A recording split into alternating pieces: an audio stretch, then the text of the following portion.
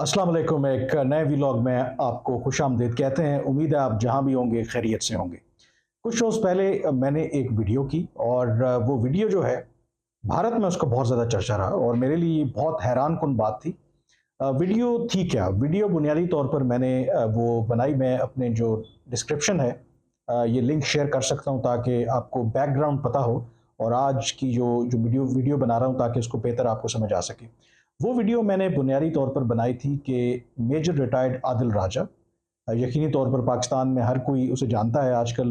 वो लंदन में है और जो कुछ वो इस वक्त बावजूद इसके कि फ़ौज से वो रिटायर हुआ और जिस तरह के वो व्लॉग्स और ट्विटर के ऊपर जो कुछ फ़ौज के ख़िलाफ़ और जो कुछ बातें कर रहा है, यकीनी तौर पर ये एक हैरान-कुन बात है। तो मैंने सोचा कि ज़ाहिर है कि अवाम को ये भी पता होना चाहिए कि मेजर रिटायर्ड आदिल राजा का जो बैकग्राउंड है क्या, और आदिल राजा कौन है और कैसे एक ज़माने में या कुछ साल पहले जो पाकिस्तान की खुफिया एजेंसी आईएसआई, उन्होंने इसे बुनियादी तौर पर हायर किया कि वो जो भारत पर अपना फोकस रखे और भारत का जो नैरेटिव है पाकिस्तान के हवाले से या जो प्रोपेगेंडा करते हैं उनको काउंटर करने के हवाले से वो अपना एक बयानिया तश्कील दे। और फिर मैंने ये भी बताया कि कैसे मेजर रिटायर्ड आदिल राजा रोग हो गया, यानी कि अपने ही इदारों के खिलाफ उसने काम करना शुरू कर दिया।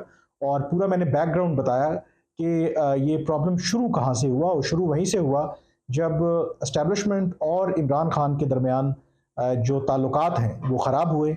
जब उस वक्त के army chief general Qamar Javed Bajwa ने जो एस्टेब्लिशमेंट की सपोर्ट है वो विड्रॉ की इमरान खान से, और उसके नतीजे में इमरान खान की हुकूमत ख़त्म हो गई। और जो ये आदिल राजा साहब हैं, बजाय इसके कि जिस काम के लिए पाकिस्तान के इदारों ने इसे हायर किया था कि वो भारत के हवाले से पाकिस्तान का जो नैरेटिव है वो आगे लेके चलेगा, उसने रुख कर लिया पाकिस्तान की डोमेस्टिक पॉलिटिक्स का और पाकिस्तान की जो अस्करी क़यादत है उसको निशाना बनाना शुरू कर दिया। तो जो मेरी जो वीडियो थी बुनियादी तौर पर दो चीज़ों के ऊपर मैंने बात की। एक जो मेजर रिटायर्ड आदिल राजा, इसका बैकग्राउंड, और दूसरा मैंने क्वेश्चन किया जो हमारे इदारे हैं जो इस तरह के अपने असासे बनाते हैं, और उनकी अहलियत के ऊपर मैंने सवालात उठाए कि कैसे कैसे लोगों पर ये अपना वक्त और रिसोर्सेज ज़ाया करते हैं जो बाद में उन्हीं के गले पड़ जाते हैं। अब उस वीडियो में मैंने एक हवाला दिया एक भारतीय रिटायर्ड मेजर का, मेजर रिटायर्ड गौरव आर्या।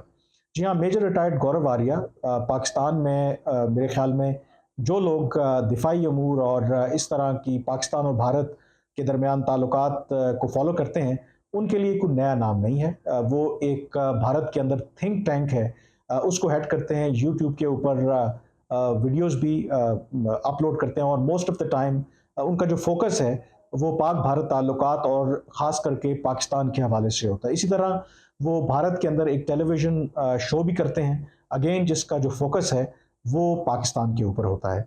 अब उस वीडियो में बुनियादी तौर पर मैंने एक्चुअली हवाला दिया कि जो पाकिस्तान है या पाकिस्तान के जो खुफिया इदारे हैं, किसी को ये ख्याल आया कि क्यों ना जिस तरीके से मेजर रिटायर्ड गौरव आर्या भारत का जो पर्सपेक्टिव है, जो पाकिस्तान कहता है कि जो वो प्रोपेगेंडा करते हैं, उसको काउंटर करने के लिए पाकिस्तान भी किसी एक ऐसे रिटायर्ड मेजर पे इन्वेस्ट करे ताकि जो पाकिस्तान का नुक्ता नज़र है सोशल मीडिया के ऊपर अदरवाइज उसको बेहतर तरीके से प्रोजेक्ट किया जाए। और इस वजह से वहाँ पर मैंने जिक्र किया मेजर रिटायर्ड गौरव आर्या का। लेकिन मुझे बिल्कुल नहीं पता था कि वीडियो तो मैंने बुनियादी तौर पर मेजर रिटायर्ड आदिल राजा के हवाले से की और पाकिस्तान की जो खुफिया इदारे हैं उनकी कॉम्पिटेंस के हवाले से की, लेकिन जो उसका रद्द अमल है वो मुझे भारत से मिला।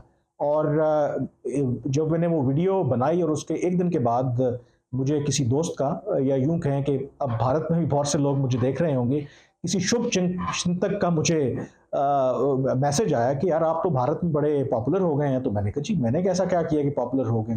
तो फिर मुझे उन्होंने एक लिंक शेयर किया पहले तो कि मेजर रिटायर्ड गौरव आर्या ने अपने ट्विटर हैंडल से जो मेरी जो वीडियो थी वो उन्होंने शेयर की हुई थी, और उसमें उन्होंने ये प्ली ली कि कैसे पाकिस्तान जो है उनके खिलाफ बाकायदा एक कैंपेन चला रहा है, उनको डीफेम कर रहा है कि वो प्रोपेगेंडा करते हैं। और फिर उन्होंने ये कहा कि वो तो एक मिडिल क्लास बंदे हैं, उनका कोई प्रोपेगेंडा करने से कोई ताल्लुक नहीं है। फिर उसके बाद उन्होंने इसके ऊपर बाकायदा तौर पर पूरी वीडियो की, तकरीबन आधे घंटे की, उसका लिंक भी मैं डिस्क्रिप्शन में दे दूंगा, जिसमें उन्होंने अगेन इसी के बात के ऊपर फोकस किया और एक लिहाज से उन्होंने अपने दिफा में बहुत कुछ कहने की कोशिश की। लेकिन सबसे पहले कुछ मैं आपको जो वो क्लिप है उनका वो सुनवाता हूँ, क्योंकि कॉपीराइट्स के इशू होते हैं तो सिर्फ आप ऑडियो सुन सकेंगे। तो देखें, सुने कि उन्होंने बुनियादी तौर पर मेरे बारे में क्या कहा, फिर फर्दर इस पे बात करते हैं। दोस्तों, इशू कुछ ऐसा है कि कामरान यूसुफ नाम के एक पाकिस्तानी जर्नलिस्ट ने एक वीडियो छोड़ा हवा में कल, और किसी ने मुझे भेजा, जाहिर सी बात है, some well wisher, some friend send me this video. अच्छा, उसमें कुछ उन्होंने बात बोली थी। अच्छा, कामरान साहब ऐसा है कि is a well known television anchor, well known journalist इन पाकिस्तान। तो ऐसा नहीं है कि ही इज अ नोबडी, कि कल कोई ऐसे मुंह उठा के आ गया, ऐसा नहीं है। And he is a person who has connections with the establishment. Establishment मतलब पाक फौज के साथ कनेक्शंस। जी, ये मेजर रिटायर्ड गौरव आर्या, ये तो मैंने एक छोटा सा क्लिप आपको सुनाया। आप डिटेल वीडियो आप देख सकते हैं, उनकी जो मैं डिस्क्रिप्शन में दिया है मैंने। तो बुनियादी तौर पर वो ये इस्टेब्लिश करने की कोशिश कर रहे थे कि एक उन्होंने ये कहा कि पाकिस्तान के अंदर ये जो तासुर पाया जाता है कि शायद मैं प्रोपेगेंडा करता हूँ, वो कहते हैं मैं प्रोपेगेंडा नहीं करता, मैं फैक्ट्स के ऊपर बात करता हूँ, और जो भी मैं बात करता हूँ फिर बाकायदा तौर पर उसका लिंक भी शेयर करता हूँ। और ये तासुर मेरे बारे में गलत है, पता नहीं पाकिस्तान को मेरे बारे में ऑब्सेशन क्यों है। तो यहाँ पे मैं एक बात की वजाहत ज़रूर देना चाहता हूँ। वो कहते हैं ना, आमतौर पर एक इस्तेलाह इस्तेमाल होती है, कोलेटरल डैमेज। अब कोलेटरल डैमेज क्या होता है कि जब आप किसी को एक ख़ास हदफ को निशाना बनाना चाहते हैं, लेकिन सम टाइम होता ये है कि वो हदफ जो है निशाना तो बनता है, लेकिन उसके साथ कुछ और लोगों को भी नुकसान हो जाता है, और तो उसको कोलेटरल डैमेज कहते हैं। तो जो मैंने बुनियादी तौर पर ब्लॉग किया था, उसका जो बुनियादी मकसद और टारगेट था, पाकिस्तान की आवाम को ये बताना कि मेजर रिटायर्ड आदिल राजा कौन है, और दूसरा कि कैसे पाकिस्तान के जो खुफिया इदारे हैं उनकी जो कॉम्पिटेंस है वो इस लेवल की है कि ऐसे लोगों पर वो इन्वेस्ट करते हैं और फिर वो लोग उन्हीं के खिलाफ हो जाते हैं। अब उसमें जो मेरा हरगिज़ जो मतलब था या मकसद था, वो मेजर रिटायर्ड गौरव आर्या को निशाना बनाना था ही नहीं।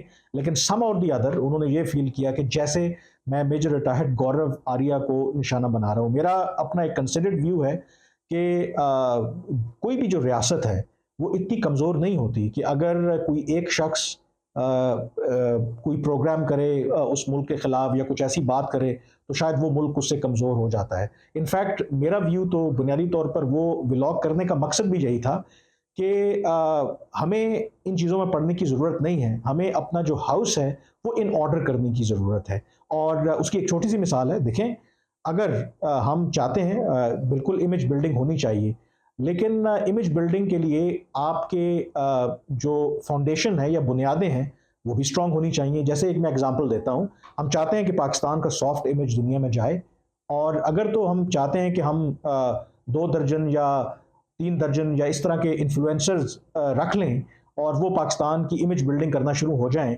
और उससे पाकिस्तान के तमाम मसाइल हल हो जाएंगे, फिर तो बड़ा ये अच्छा शॉर्टकट है, फिर हम ऐसे कर लेते हैं। लेकिन ऐसा होता नहीं है। मत तसव्वुर करें ना कि अगर इस वक्त हमारे जो ज़र मुबादला के ज़खायर हैं, कुछ उसमें इजाफा हुआ है, कुछ $4 बिलियन से अब ज़्यादा गए हैं।